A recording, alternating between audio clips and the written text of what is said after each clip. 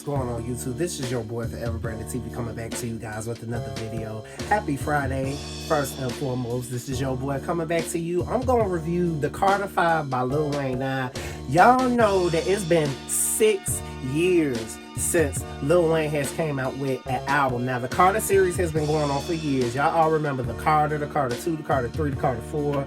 Now, personally, the Carter 2 and the Carter 3 has always been my favorite in the Carter series. You know, when the Carter 4 came out, I was not feeling the Carter 4. It came out in 2011. Now, that was when he kind of introduced Tech 9 to some of the people who didn't know who Tech 9 was. But scratch that. That was how I first found out about him. But the Carter 4, to me, I think was probably, I don't know what was going on. I was not feeling the Carter 4 when it came out. The Carter 5, on the other hand, it broke the drought of Lil Wayne. He couldn't, you know, he was going through a lot of things within the 6 years now. We all have been seeing him. He has been featured on songs. You know, Lil Wayne has been through a lot in the music industry. We know this. Now, so far what I've been hearing and seeing the comments about this album, it's been getting mixed views. Now, personally, in my opinion, I actually really like this album. Number one, not just because of his name or who he is, it's because the cohesiveness of this body of work. You know, he's 36 years old. And, you know, his birthday was yesterday. And I'm looking at the story. You know, he's telling a story with all these songs. A lot of people like, oh, he doesn't have nothing to talk about, lies. Okay, he actually is really rapping really good on this album. Like, on most of the songs that you can hear, he has bars. Lil Wayne is indeed a great rapper. Now, people, I feel like the reason why some people aren't feeling this album is because of the way the songs sound. But if they take the time to listen to like what he's saying on the songs, you know, I think that people probably might need to re-listen to it. But anyway, we are finna get into this album. Now, we had the first song, I Love You Doing. I believe that's his mother crying, you know, saying how much she loves him on the intro. Then we get to Don't Cry featuring XXXTentacion. Now, y'all know, rest in peace to him. Y'all know I wasn't the biggest fan of him, but it was good that he still decided to kind of dedicate and put him on the hook of the song. It's called Don't Cry. For the lost ones, don't cry. You know, everything's gonna be okay. It's just like a spiritual healing, I feel like. And I think it was just to get common ground. I really like that song. You know, at first when I heard it, I was like, okay. But when I listened to it again, I actually really started getting into the song more. Dedicate, I think, is really a good song because he's just talking about the dedication and determination of the things that he has influenced in his life.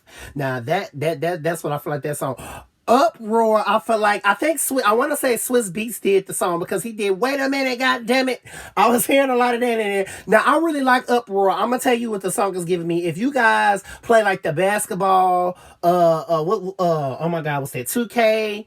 I feel like this is a good song for like basketball season and basketball and sports period. I feel like it's just a get ready. It's called the Uproar. Now, this song, to me, he wasn't saying much in the song, but I really like the energy of the song. You know, I really like the beat. I feel like it's a club banger. And, you know, that's not the typical Lil Wayne. We know Lil Wayne gets to the nitty gritty. This was a little different for me for Lil Wayne, but I actually really started liking this song. It just makes you want to dance. And that's one of the reasons why I liked the song personally. Let It Fly featuring Travis Scott. Now, apparently, Travis Scott has said years ago that he wanted to do a song with Lil Wayne, and we actually got the feature. Now, Let It Fly, I think it's really good song. It's just really has a nice beat to it. You know, it kind of gets a little bit of the trap vibe of Lil Wayne, and I think it's good. Can't Be Broken, I think, had a great message because it just talks about how you can't be broken, you can't let people break you down. Really good. Dark Side on the Moon featuring Nicki Minaj. Now, I'm not gonna say this is my favorite song on the album, but they were kind of singing on the song, and Nicki was not sounding bad in my opinion. Even though it's kind of slow of a song for me, it's not the typical Lil Wayne, but I thought it was a nice little song. Mona Lisa featuring Kendrick Lamar. Now, this is just the depths of a woman. You know, they're talking about the woman, how she was, you know, kind of showing out and being naked and doing all the guys or something like that. I think it's a really, really deep song. Now, you know, when you get into the storyline of what the song, when Kendrick came in the song, I think it actually really added a nice verse to it. It was really, really an intense song, but it was really deep. What about me? I really like this song because I feel like in a way I can sort of relate to it because he's kind of reflecting on he's thinking to himself, you know, he has so many thoughts, he has so many thoughtful moments on this album. I think this is one of the songs that kind of showcases it. It's also featuring Sosa Man. Now, I want to say that's Chief Keef, but I don't know. I don't know who that was on the song, but I want to say that was probably Chief Keef, but who knows? Who knows who it was? Open Letter, I think is probably a deep song because he's writing this letter to. I feel like this song is on the more of the spiritualist of Lil Wayne or what he's going through. He wrote an open letter talking about the deepest, most intense thoughts about what he's going through. Famous, really like the song, really had a great message in it. Really empowered, featuring Ray Janae Carter. I think that's his daughter. Correct me if I'm wrong, but she had a nice voice. It was really good. Problems. This is probably one of my favorites on this album. And this is when we get to like the most fire. This is when we get to like the fire tracks.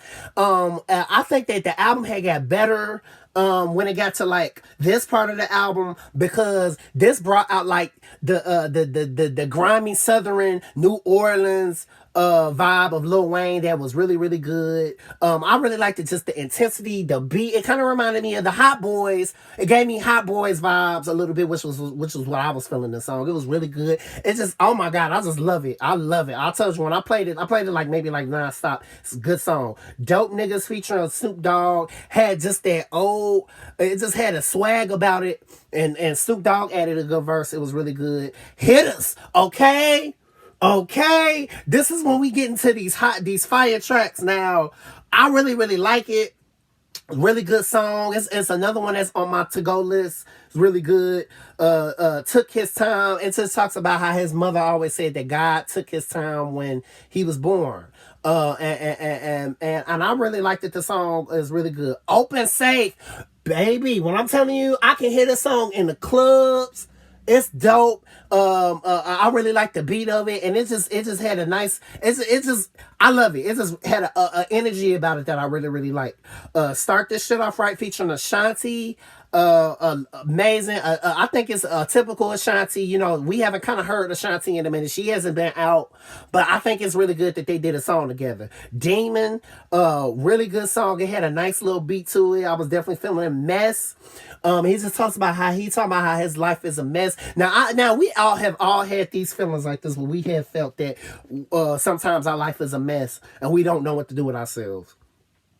Dope New Gospel feature Nivea was very interesting. You know, how many people do you know can put their personal beef aside with their baby mother or their baby father and can still make music, like can still do business together?